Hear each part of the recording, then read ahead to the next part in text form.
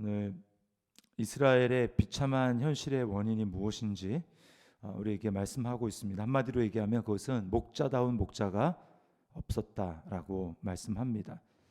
이게 5절 말씀에 보면 목자가 없으므로 그것들이 흩어져서 모든 들짐승의 밥이 되었도다. 또 8절에도 보면 주 여호와의 말씀에 내가 나의 삶을 두고 맹세하노라. 내 양떼가 노략거리가 되고 모든 들짐승이 밥이 된 것은 목자가 없기 때문이라. 이렇게 말씀을 합니다. 전혀 없은 게 아니라 목자가 있기는 있었으나 목자다운 목자가 없었어요. 그들의 이스라엘에 있었던 목자들은 이기적이고 탐욕스러운 목자들이었습니다. 2절 말씀에 보니까 끝에 보니까 자기만 먹는 이스라엘 목자들은 화 있을진저, 이렇게 이야기를 합니다.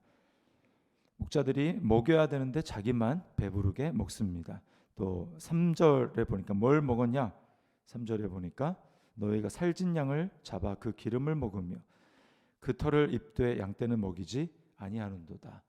양을 먹여야 될 목자가 양떼를 잡아 먹습니다.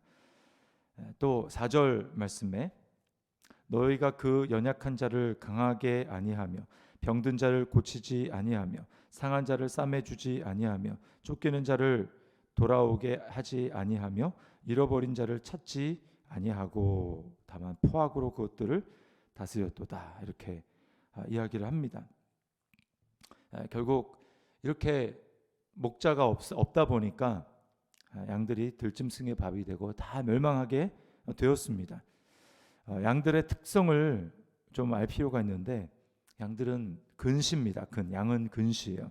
그래서 먹을 풀, 초장이 어디에 있는지 양은 알 수 없습니다. 먼 산을 보면서 알아낼 수가 없어요. 또 물이 어디 있는지 알 수가 없습니다. 그런가 하면 공격용 무기, 예를 들면 날카로운 이빨이라든지 발톱이 없어요. 또 달리기가 매우 느립니다. 그러다 보니까 맹수의 공격에 대해서 무방비 상태입니다. 빨리 도망갈 수도 없고 저항하거나 반항할 수도 없어요. 또 양떼들은 떼라고 하잖아요. 무리지어 다닙니다. 떼. 겁이 매우 많습니다. 모험을 절대로 하지 않습니다.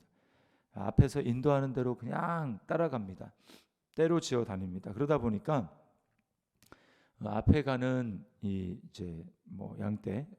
양들이 잘못 인도돼서 가면 그 뒤에 따라가는 양들은 고민할 것 없이 그냥 앞에 있는 양들에게 머리를 박고 꽁무니만 따라가다 보니까 낭떠러지를 가면 낭떠러지로 다 떨어져서 죽습니다. 이런 모습이 인간과 너무 흡사하죠. 너무 비슷합니다. 그래서 성경에서는 하나님과 인간의 관계를 목자와 양의 관계에 비유합니다. 우리가 인간은 하나님 또 하나님이 세운 목자가 없으면 살아갈 수 없다라는 것을 보여주는 것이죠. 인간 혼자서 살아갈 수가 없습니다. 그래서 하나님께서는 사람들을 인도하시기 위해서 다양한 목자들을 세우십니다. 가정에서는 부모가 있습니다. 학교에서는 선생님이 있습니다. 나라에는 통치자가 있습니다. 또 교회 공동체에는 목회자가 있습니다. 이러한 하나님께서 지도자들을 목자로 세워주셨지만 오늘날 점점 목자다운 목자를 찾아보기가 어려운 현실입니다. 왜 그럴까요? 먼저 지도자들의 측면, 이 목자의 측면에서 봤을 때 목자가 되려면 희생을 감수해야 합니다. 자신을 위해서 살아가는 것이 아니라 양떼를 돌봐야 하기 때문에 이것은 매우 피곤한 일이죠. 희생하지 않으려고 합니다. 요즘에 점점 시대가 희생하지 않으려고 하니까 이런 일을 하기 싫어하는 것이죠. 그래서 결혼을 해도 자녀를 낳지 않으려고 하고 자녀를 부모가 낳아도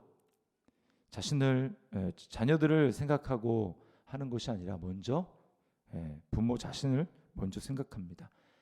내 자신의 이 자아의 개발 또 커리어가 끊어지지 않도록 하는 것, 그것들이 자녀들을 잘 키우는 것보다 점점 더 중요하게 생각하고 그렇게 하는 것이 지혜로운 것이라고 생각하죠. 그게 지금 우리가 살아가는 시대의 모습입니다. 나를 먼저 생각하는 것. 그런가 하면 다스림을 받는 이 양떼들의 입장에서는 어떻습니까? 이 목자의 지도자의 권위를 인정하지 않으려고 합니다. 자녀들은 부모의 권위를 인정하지 않고 학생들은 선생님의 권위를 인정하지 않으며 또 백성들은 국민들은 위정자들의 권위를 인정하지 않습니다. 또 그런가 하면 성도들은 목회자들의 권위를 인정하지 않습니다. 뭐가 먼저냐 이렇게 따지기가 어렵지만 어쨌든 이 두 가지의 모습이 다 있어요. 이 양떼의 입장에서 다스림을 받는 사람들의 입장에서 이 모든 것의 핵심은 무엇입니까? 교만함이죠. 그래서 이 시대는 점점 권위를 부정하고 부모를 거역하며 감사하지 않으며 자신을 사랑하는 것입니다. 이 두 가지 전체의 다 핵심은 자신을 사랑하는 것입니다. 그래서 목자를 거부하지만 거부하기 때문에 따라오는 또한 어려움이 있습니다. 하나님께서 공동체가 잘 되도록 하기 위해서는 지도자를 목자를 잘 따라가도록 그 둘의 관계가 좋아야 그 공동체가 잘 유지되고 그렇게 될 수 있도록 만들어 두셨는데 하나님께서 그러나 그것을 거부하고 그 질서를 거부하니까 어떻습니까? 매우 자유스러운 것 같지만 또 반대로 매우 피곤하고 괴롭고 불안하며 긴장감이 있습니다. 예를 들면 요즘에 직접 민주주의라고 우리가 하죠. 그게 한편으로 매우 피곤한 것입니다. 국민들이 이전에는 알 필요가 없었다고 생각되는 것까지 다 알아야 하고 거기에 간섭해야 되고 참여해야 되고 아는 만큼 피곤한 것이죠. 가장 이상적인 국가는 중국의 고대 철학자들 중에 뭐라고 얘기했냐면 국민들이 통치자를 몰라야 된다. 모르는 것이 가장 이상적인 형태다. 몰라도 나라가 잘 돌아가고 먹고 살만하며 태평한 그러면 되는 것 아닙니까? 그러나 다 알고 간섭하고 참여한다는 것 자체는 무엇입니까? 믿지 못한다는 것이죠. 내가 이제 좀 나서야 되겠다. 그러면 피곤해지는 것입니다. 하나님은 이런 자신만 돌보는 이 목자들에 대해서 심판하시겠다고 말씀합니다. 이런 이러한 것들이 점점 시대적인 조류라고 해서 목자의 역할을 맡은 자들의 책임이 없어지는가 하면 그렇지 않다라는 것입니다. 자, 10절 말씀을 보십시오. 주 여호와께서 이같이 말씀하시되 내가 목자들을 대적하여 내 양떼를 그들의 손에서 찾으리니라고 말씀합니다. 하나님이 대적하신답니다. 그래서 어떻게 합니까? 양떼를 찾으니까 목자들이 양을 먹이지 못할 뿐 아니라 그들이 다시는 자기도 먹지 못할지라. 목자들의 삶에 먹을 것, 그들의 입을 것, 그것은 어디를 통해서 옵니까? 양떼를 먹이는 것에서부터 오죠. 그러나 그 양떼를 다 빼앗기게 되고 먹지 못하니까 이제 자신의 삶도 궁핍해지게 되는 것입니다. 자, 그래서 하나님이 결국 우리에게 허락하시는 것은 무엇인가? 인간에게는 진정한 궁극적인 양떼를 인도할 목자를 기대하기가 어렵다라는 것입니다. 그래서 하나님이 친히 목자가 되어 주시겠다고 말씀하고 있습니다. 그 11절부터 16절에 있는 말씀이시죠. 15절 말씀이 이렇게 얘기합니다. 내가 친히 내 양의 목자가 되어 그것들을 누워 있게 할지라 이렇게 말씀합니다. 그래서 어떻게 하십니까? 12절에 보면 하나님이 흩어진 양을 직접 찾으신다고 말씀을 하십니다. 그리고 14절에 보면 좋은 꼴을 먹이고 좋은 우리에 누워 있도록 만들겠다라고 하십니다. 그래서 하나님이 목자가 되시 하시는 일은 인간 목자가 하지 못했던 일에 정반대로 이야기하십니다. 그래서 16절 말씀에 보면 4절과 완전 정반대입니다. 16절에 이렇게 얘기하죠. 그 잃어버린 자를 내가 찾으며 쫓기는 자를 내가 돌아오게 하며 상한 자를 내가 싸매주며 병든 자를 내가 강하게 하려니와. 예, 구약에 이런 목자 하면 떠오르는 인물이 누굽니까? 네, 다윗이죠.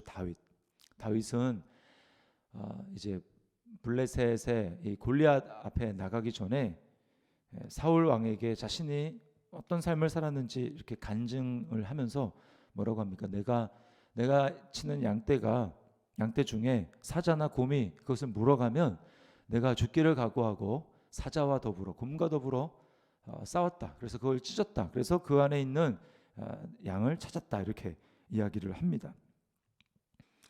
다윗은 양이 땡볕에서 이스라엘의 이제 햇볕은 매우 강합니다. 땡볕에 쓰러지면 그늘로 데리고 가서 눕히고, 그 당시 목자들에게는 다 허리춤에 감람류가 있었고 또 물이 있었습니다. 그늘로 데리고 가서 눕히고 또 감람류를 발라서 마사지를 해서 정신을 차리게 했습니다. 그리고 물을 마시게 했습니다. 다윗이 자신이 목자로서 이런 삶을 통해서 깨달은 것은 뭐냐? 정말 양떼들에게 목자가 없으면 안 되는구나 라고 하는 것을 깨달았고, 내가 열심히 이렇게 잠을 자지 못하고 양떼를 치지만 그러나 양떼를 100% 다 구원할 수는 없구나. 그렇게 다윗이 생각하는 것입니다. 그래서 다윗이 뭐라고 고백하죠? 자신의 인생을 돌이켜보면서 내가 양떼를 돌보는 것과 하나님이 내 인생을 돌보는 것과는 참 비슷한 관계가 있구나 라고 말하면서 시편 23편을 다윗이 지은 것 아닙니까? 뭐라고 합니까? 여호와는 나의 목자시니 내게 부족함이 없으리로다. 네.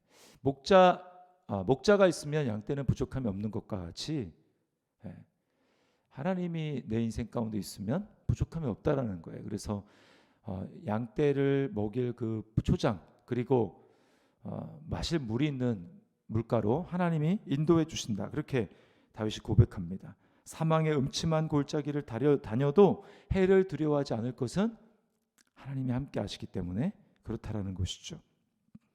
여러분, 다윗이 그렇게 노래했던 목자 여호와 누굴까요? 그분이 바로 예수 그리스도라는 것입니다. 그래서 23절 말씀에 하나님이 한 목자를 약속하고 있는데 그것이 바로 다윗과 같은 목자라고 얘기합니다. 내가 한 목자를 그들 위에 세워 먹이게 하리니 그는 내 종 다윗이리라. 이미 다윗은 이때 죽었죠. 그가 그들을 먹이고 그들의 목자가 될지라. 다윗의 혈통에 다윗의 후손으로 나실 예수 그리스도가 진정한 목자가 될 것이라고 이야기를 합니다.